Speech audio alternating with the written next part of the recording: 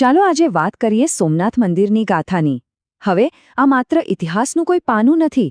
આ એક એવી વાર્તા છે જે આપણને વિચારવા પર મજબૂર કરે છે કે સાચી જીત શું છે અને હાર કોને કહેવાય. ચાલો આ વાર્તાના અસલી ચિત્રને સમજવાની કોશિશ કરીએ. જરા આ વાક્ય પર વિચાર કરીએ. ઇતિહાસ કહે છે કે મંદિર તૂટ્યું, પણ સત્ય એ છે કે શ્રદ્ધા તૂટી નહીં. બસ આ એક જ લીટીમાં આખી વાતનો સાર આવી જાય છે. એક છે ભૌતિક વાસ્તવિકતા જે દેખાય છે, અને બીજું છે આધ્યાત્મિક સત્ય જે અનુભવાય છે. તો આખી વાતને બરાબર સમજવા માટે છે ને આપણે થોડું પાછળ જોવું પડશે. સમયમાં એ જોવું પડશે કે એ સુવર્ણ યુગમાં સોમનાથનો વૈભવ કેવો હતો અને ખરેખર દાવ પર લાગ્યું શું હતું.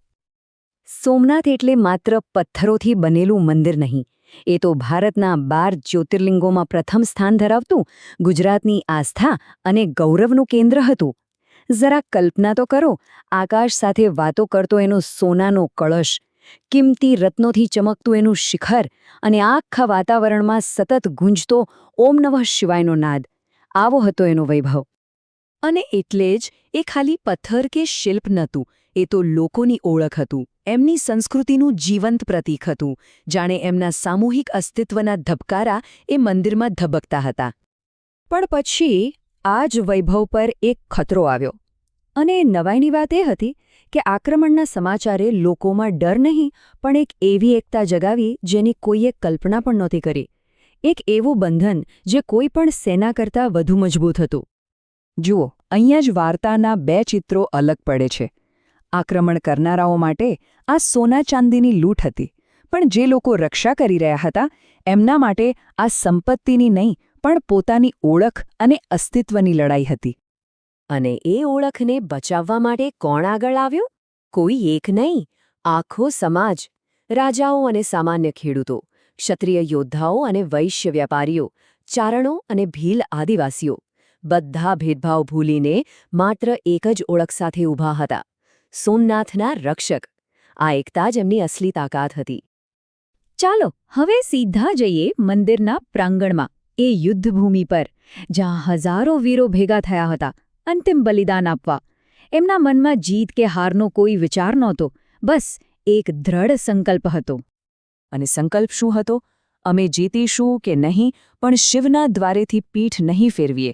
આ કોઈ યુદ્ધની રણનીતિ નહોતી દોસ્તો, આ તો શ્રદ્ધાની શપથ હતી.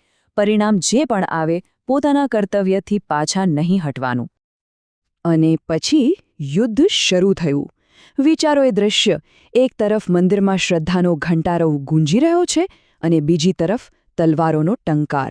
જાણે 2 અલગ અલગ દુનિયા એકબીજા સાથે ટકરાઈ રહી હતી. લોહીની નદીઓ વહી, પણ એક પણ પગ પાછો ન હટ્યો. એક યોદ્ધો પડે તો તરત જ બીજો એની જગ્યા લે. આ સિલસિલો ચાલતો જ રહ્યો. તો યુદ્ધનું પરિણામ શું આવ્યું? ભૌતિક રીતે જે દેખાયું એ એક વાત હતી, પણ વાર્તા અહીં પૂરી નથી થતી. અરે સાચી વાર્તા તો હવે શરૂ થાય છે.